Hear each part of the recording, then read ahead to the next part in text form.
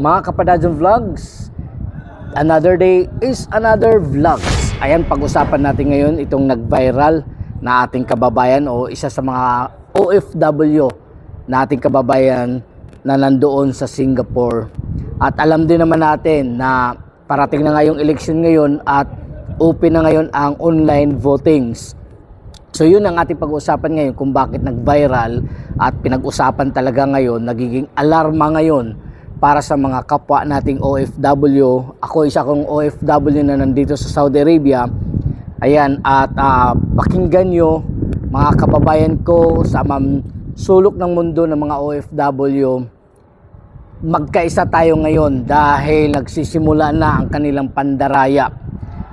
At advice ko lang talaga, huwag tayong bumoto sa online. Punta tayo doon sa embahada o sa consulate, doon tayo bumoto. Huwag tayo sa online dahil gumagawa na sila ng katarantaduhan. At ito ang nagpapatunay na meron nga dayaan sa online votings dito sa ating kababayan na nasa Singapore na bumoto sa online. At ang nakapagtataka, yung mga ibinuboto niya ay hindi niya makikita o hindi niya nakita. At meron doon nakalagay na hindi mababasa pero may mga iilan doon na pangalan ng isang kandidato. So anong ibig sabihin nun? Kaya siya ay nag-post dahil na frustrated o na-disappoint siya sa kanyang nalalaman o na-discovery na ganun ang nangyari. Bakit pa kasi naglagay kayo ng code o barcode tapos pag ini-scan mo, hindi mo makikita kung sino o hindi mo makikita ang mga ibinuboto mo na pangalan ng mga kandidato. Anong ibig sabihin nito? Na ganun ang nangyari. So ibig sabihin lang nun, talagang may balak silang dayain o mandaya talaga sa darating na eleksyon. At ang kanilang target ngayon ay mga OFW dahil marami tayong mga kababayan na nandito sa ibang bansa. So makakuha sila ng mga boto dito sa kababayan natin o sa amin ng mga OFW gamit ang pandaraya. Kaya talaga itong online voting, so itong ginawa ng Comelec ay hindi talaga ito dapat gawin na ituloy nila ang online votings. Kasi pwede naman tayo pumunta sa consulate, pwede naman tayo pumunta sa embahada kung saan presento na available tayo. So sana magiging aware tayo mga OFW, huwag tayong manahimik, kundi lahat ng boses ng OFW, kalampagin natin ang Comelec hanggat maaga pa para hindi sila makapandaraya o hindi nila madaya ang ating rights, ang ating boto.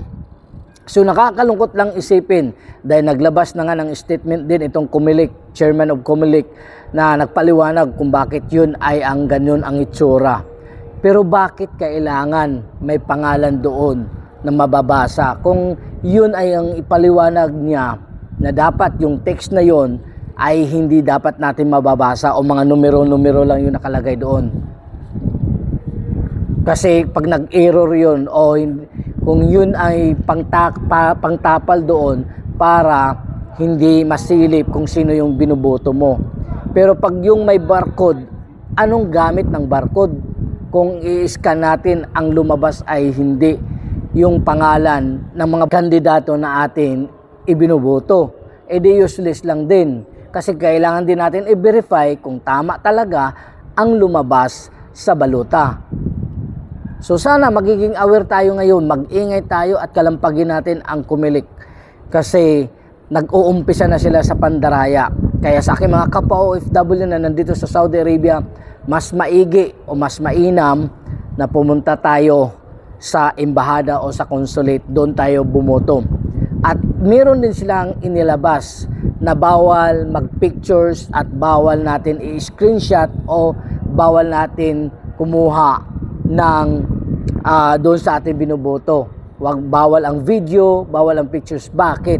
Bakit tayo pinagbawalan na gumamit at gamitin natin ang ating mga cameras, ang ating mga cellphone para meron tayong patunay na yun talaga yung ating ibinoto.